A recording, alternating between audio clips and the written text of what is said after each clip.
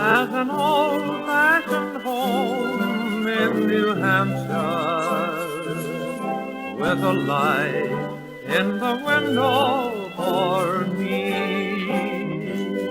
Every mile of the way is a ribbon of gray, winding me back to where I should be. The Pennacook, the natives of these parts, when the river flooded, would have set wires across the turn, and waited and watched for the salmon, alewives, sturgeon, and eels that call this river home. That is why they call this place Salhegan, waiting and watching place. The first people to inhabit the area, which would become southern New Hampshire, were the Pennacook, a subdivision of the Abenaki tribe, in turn being part of the larger Algonquin people group. Being one of the first Native American communities to have contact with Europeans, they were devastated by the diseases brought by them. Despite this, most of their early interactions with the English were peaceful, choosing not to raid the English colonies of Massachusetts Bay or Plymouth, along with their Narragansett and Wampanoag brethren. This being the case, they were still caught up in the intrigue that was King Philip's War, a brutal conflict between the New England colonies and a coalition of tribes under the sachem Metacomet, or as he was known by the Europeans, King Philip. Despite early successes, the native coalition was defeated, and a campaign of devastation was waged against the Pennacook, forcing them to go north. This created vast tracts of empty land, ripe for European expansion. A combination of English guns, germs, and steel had driven the Pennacook from their ancestral homeland, but this marked the next chapter for the Merrimack River Valley.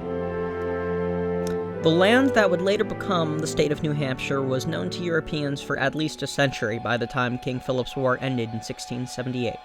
Between 1600 and 1605, both French and British explorers had charted the coastline. The first settlement was founded by John Mason in 1623 at Odeon Point, and the territory would become an official British colony in 1629, being named after the British county of Hampshire. This early colony, one of the original 13, was mainly inhabited by those fleeing the religious persecution of Massachusetts Bay, being made up of moderate Puritans representing the beginning of the moderate Congregationalists that would go to dominate New England to the present day. The influence of Massachusetts would be consistent throughout the early history of the colony, being jointly governed by the political entity known as the Dominion of New England, the capital of which being Boston. This wouldn't last long, and in 1679, King Charles II would officially grant New Hampshire its own charter. New Hampshire would eventually revert back to Boston's control, and then back again. But the date to remember is 1679. New Hampshire is now an independent polity within the British Empire. Now, most of these 17th century going-ons are happening exclusively on the coast around Durham or Portsmouth. But what about the interior? This untapped wilderness that made up the majority of the northern Merrimack River Valley would become the overdue war spoils of men who fought in the King Philip's War, the same veterans I mentioned earlier. Their fight against the Narragansett in Rhode Island would pave the way for them and their families and their ancestors later on to settle here in southern New Hampshire. In 1728, King George II would grant tracts of land in southern New Hampshire, naming them Narragansett numbers 1 through 7, to these veterans, named after the tribe that they had defeated to earn it. But this would have been 40 years or so since the end of the war, and many of the veterans would have died at this point, so the tracts of land were granted to the families. Relevant to our story, a colonial settlement was soon established via these land grants 5 years later in 1733, being initially in Narragansett 3, but when the tract was divided, became Salhegan West. Surveyors were sent to find the best plots of land for the new families, and then those families came, in a slow trickle, farmers and homesteaders, to find their plots that the surveyors had marked out. One of these early settler families was the Lamsons, who settled here in 1735 on the hilltop in the northwestern part of Salhegan 3. Samuel Lamson from Reading, Massachusetts would build the first log cabin here.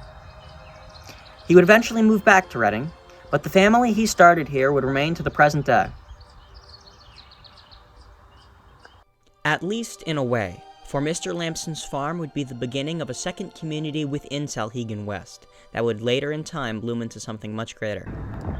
Salhegan number 3 was massive, encompassing the modern towns of Mount Vernon, Amherst, Milford, and even a chunk of Merrimack. So it was found necessary by the new settlers to construct that hallmark of any town in British North America, a church, specifically a congregational church. By 1760, there were 110 settlers living here in Salhegan number 3, so it was found appropriate by Governor Wentworth to charter it a new town. Named it Amherst, after the Commander-in-Chief of all British forces in North America, Lord Geoffrey Amherst. Lord Geoffrey would never step foot in Amherst, and is actually quite the controversial figure in the modern era, for his actions and opinions towards the native peoples of this continent. Nevertheless, he is still the namesake for at least 8 New England or North Atlantic Canadian toponyms.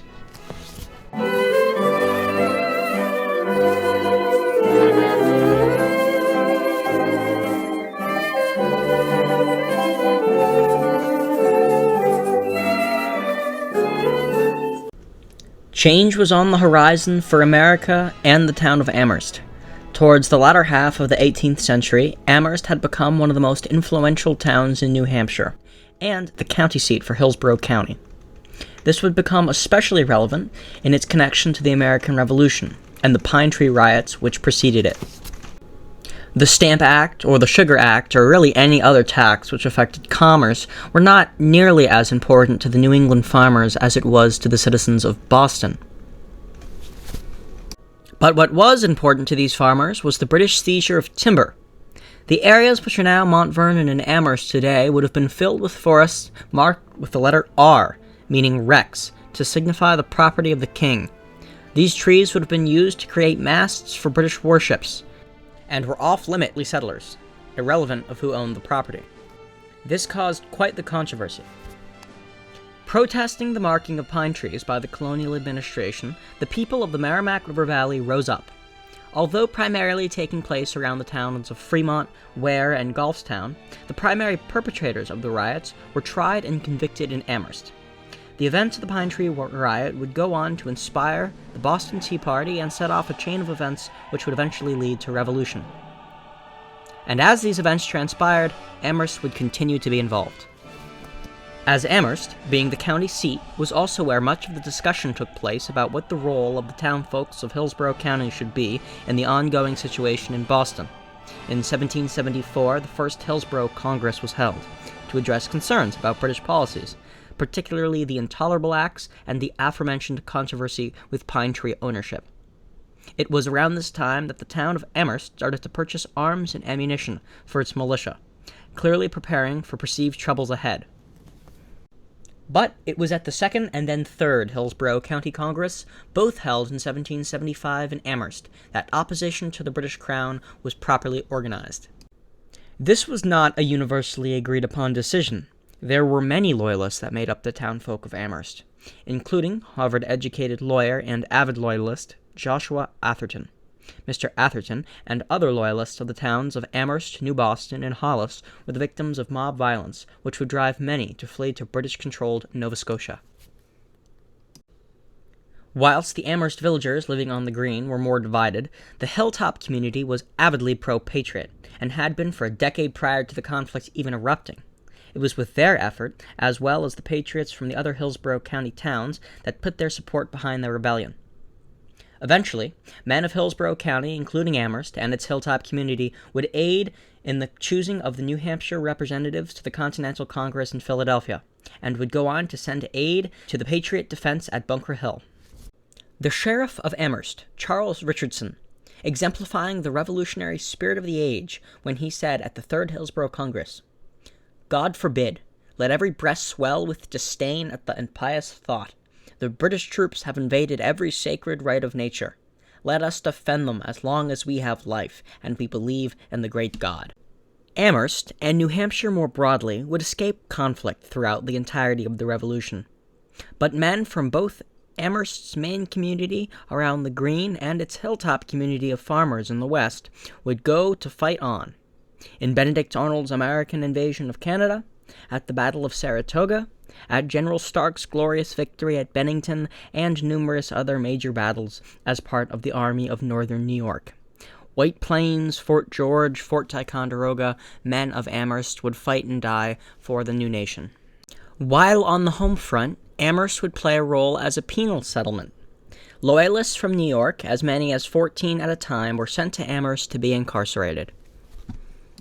Prior to the onset of war, Portsmouth was the colonial capital of New Hampshire, but due to fears of it being easily captured by the Royal Navy, the General Assembly of New Hampshire moved frequently from Exeter to Concord to Hanover, and even at a point in time Amherst, meaning, for a brief period of time, Amherst was the capital of New Hampshire.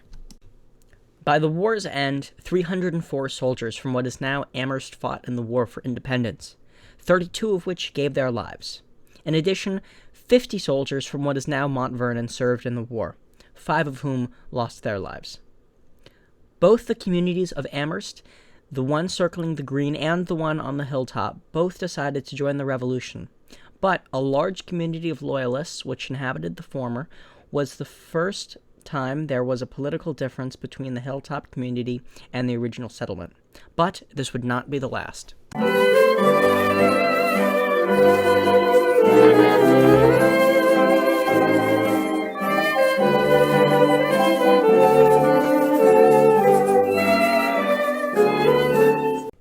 During the last decades of the 18th century and the first few years of the 19th century would be the Great Congregational Schism of Amherst, New Hampshire. Amherst in the 1790s bustled with commerce. Amherst Village was a center of law, transportation, agriculture, and commerce in southern New Hampshire, taking precedence over the towns that would eventually become Manchester and Nashua. But there was trouble brewing. The importance of religion in rural New England was immense. People who held positions in church often were the most important citizens of any given town, who acted as the town's government. This is why the church and the meeting house would have often been the same building, including Amherst. In 1780, Reverend Daniel Wilkins, who had held the pastorship for 39 years, finally decided to step down. His replacement, favored by those living on the green, was not supported by the farmers living on the hilltop community. This would lead to great discontentment amongst the hilltop farmers, who saw the lawyers and merchants of the main town as unwilling to take their opinions seriously. The evidence suggests that the Amherst citizens who lived on the green were more inclined towards a liberal form of Congregational Christianity, Arminianism. Arminians, named for the 16th century Dutch Protestant theologian Jacobus Arminius, broke with New England's Calvinist orthodoxy in holding that people had some ability to choose or reject God's grace. This may seem like a small difference in the present day, but it was a big enough difference that the state legislature granted the hilltop farmers a second parish, officially creating the Second Congregational Parish of Amherst. The farmers brought a pastor from Chelmsford, Massachusetts by the name of Coggins. It was in the basement of a barn that he proclaimed that they must build a house of worship as soon as it was possible. This was during the Revolution, and times were tough, therefore it was no easy feat. But it did not stop the farmers on the hilltop community from banding together and constructing a new meeting house and church in the year 1781. By building their own meeting house and establishing their own parish, this acted as Mount Vernon's first step towards independence. Now, the settlers living in the southwestern part of Amherst got their own parish, the Third Congregational Parish of Amherst. And after that, they got their own town, Milford. But the hilltop farmers would still have to wait. Milford's case for township was better, a larger population due to the mills and better farmland. The final straw for the hilltop farmers would be connected to a much broader political divide that was gripping the nation in the late Federal era. The Federalists versus the Anti-Federalist Republicans. The United States government was under the control of the Federalist political movement, which sought a strong centralized government, a flexible constitution, and was primarily supported by lawyers and merchants and other educated people such as the majority of the Amherst citizens at the time. The Anti-Federalists, or the Republicans, on the other hand, feared a strong central government would trample on states' rights and personal liberties that they had recently fought the British to obtain. Although this conflict was nationwide, This struggle manifested itself in small New England communities by the unpopularity of the quasi-war with France, the Alien and Sedition Acts, and the prospect of a standing army even during peacetime. This unpopularity of Federalist policies was not held by all inhabitants of southern New England, and the inhabitants of Amherst were very divided. The Hilltop, northwestern, second parish, made up of farmers, were firmly Republican, whilst the inhabitants of the Green were firmly Federalist. This was not an even division. Because of the importance of Amherst as a local hub of government and business, the educated townfolk outnumbered the farmers, and in turn shot down a petition to have the voices of the Hilltop farmers sent to Concord. Petitions like this were common amongst Republican towns in New Hampshire, and when the Federalists in Amherst shot it down, it was quite the affront to the self-determination of the Hilltop community. This controversy would continue to escalate, with Republican meetings and sermons being labeled as mob activity. But the Northwestern farmers were steadfast in their disagreement with the Federalist policies and the culture of Amherst. This movement gained so much traction that in 1803, a general court officially legalized the split of the Hilltop community from the rest of Amherst. They would adopt the name Mount Vernon, naming it after George Washington's residence in Virginia. The separation of Mount Vernon from Amherst is a complex topic, with decades of simmering resentment and political decisions made in distant capitals. The split can best be understood to have happened for four main reasons: religion, politics, culture, and geography.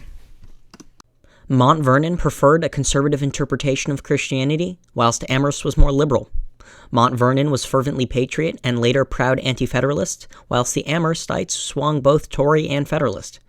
Mount Vernon was made up of small family farms and artisans, while Amherst was for lawyers, merchants, and larger workshops. And finally, Mount Vernon was geographically separate from the hustle and bustle of the Green, secluded away due to its elevation and distance.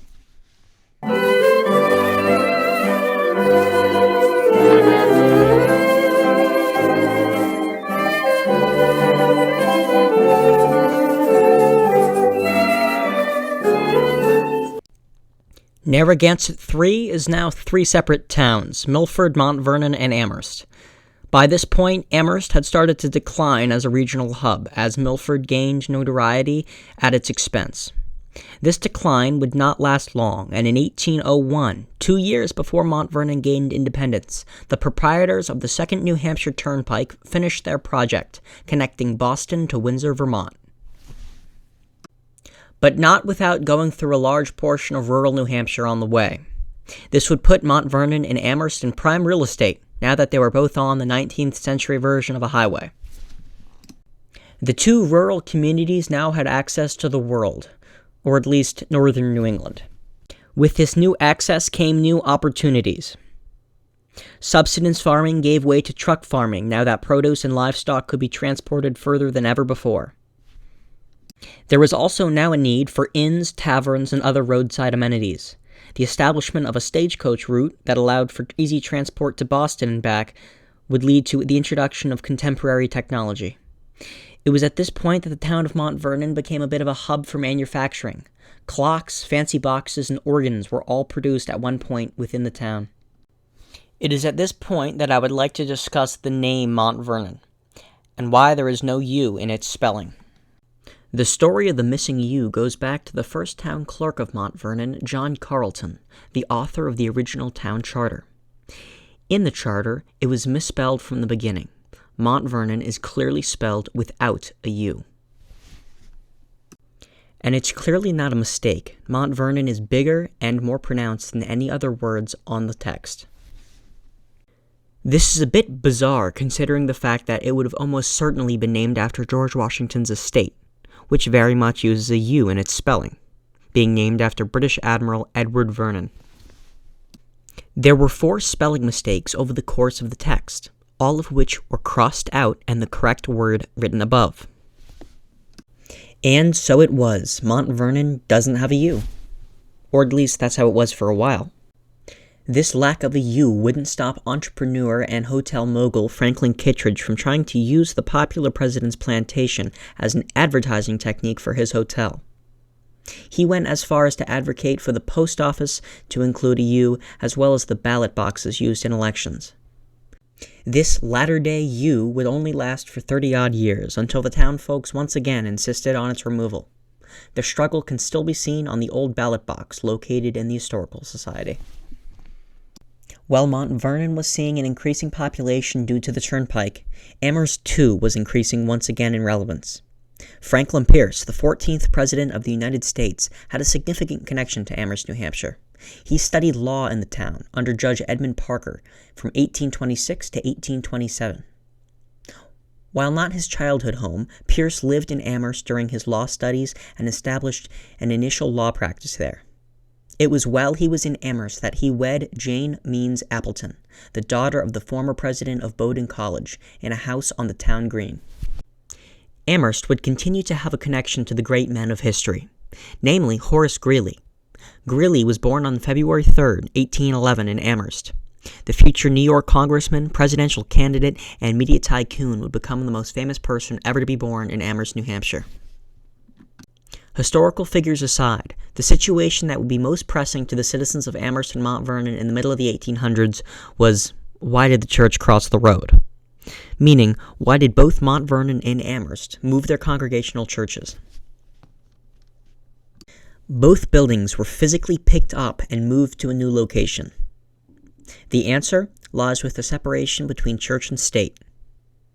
When New Hampshire adopted the Constitution following the Revolutionary War, government and religion were officially separated. This would not take effect immediately, and in many cases would be a situation kicked down the road for others to solve.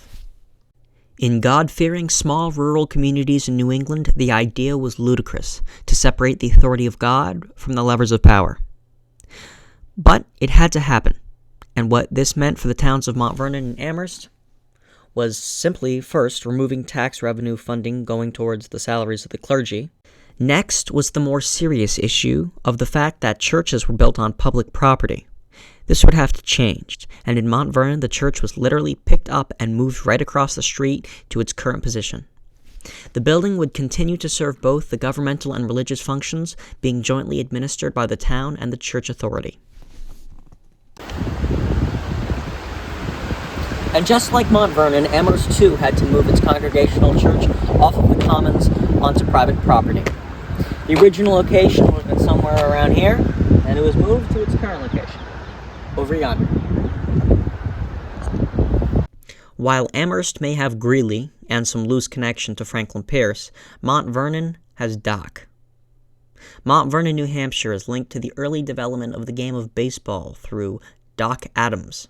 He is credited with writing down the Laws of Baseball in 1857, a document that establishes many rules still used today, including the 90-foot distance between bases, 9 players per team, the 9 innings per game. Adams is also credited with creating the shortstop position. Doc's role in the early development of baseball was crucial, probably making him Mount Vernon's most famous native son.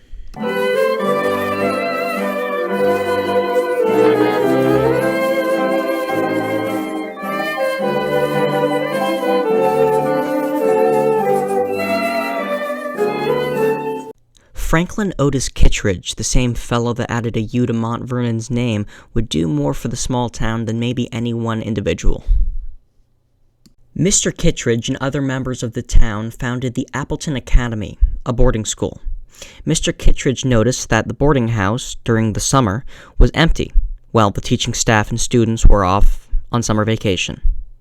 This was the time of year Mr. Kittredge thought Mount Vernon was best. This observation would be the turning point in the history of this small town. He would market the town towards well-to-do Bostonians, turning it into an overnight tourist destination. The boarding house became a very popular destination and was renovated 3 times to meet the demands of the tourists.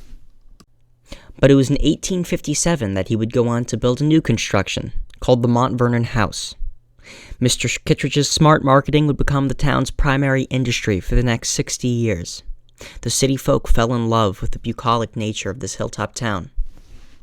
Mr. Kittredge started a bit of a trend, because in 1862 there was another major hotel opening in Mount Vernon, named the Hillsborough House. And then a third in 1871, the Bellevue Hotel. followed by a litany of other lodging options, including repurposed old farmhouses, like the Sunset House and the Mount Vernon Lodge. The pinnacle of the hotel craze in Mount Vernon would be in 1871 with the completion of the Grand Hotel. By far the biggest and grandest building ever built in Mount Vernon, New Hampshire. Offices, a large rotunda, reception rooms, dining rooms with a capacity of 200 people, a bowling alley, croquet, tennis courts, an observatory, and a 77-foot-tall central space, from which all rooms could be accessed. The Grand would actually burn down not too long after its completion, but investors rallied, raising funds to rebuild it.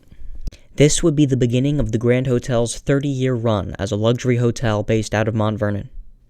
It was the pinnacle of modern luxury and put Mount Vernon on the map. A stagecoach route connected it directly to Milford's train station, making it very convenient. The increase in upper-class tourism would also mean an increase in upper-class accommodations. These individuals would come from as far away as New York, Boston, or Baltimore, bringing their staff, servants, and families with them. Not too long after, a golf course was established. This was the pinnacle of high society. This increase in high-class patronage demanded a more refined option in terms of worship.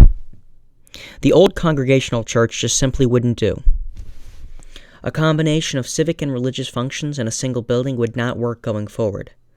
There was no traction for building a new town hall, but a few rich women raised nearly $6,000 to start construction of a new Congregational church. Rich summer residents pitched in order to construct the new church, and in less than a year, all the needed funds were gathered. In 1896, the project was completed. The new Congregational Church of Mount Vernon was constructed in a Victorian shingle style. The old Congregational Church and Meeting House was then completely converted into a civic establishment, with a stage for school performances, accommodations for voting and town meetings, as well as offices for the town selectmen. As the 19th century would give out to the 20th, there would be a decline in Mount Vernon's tourism.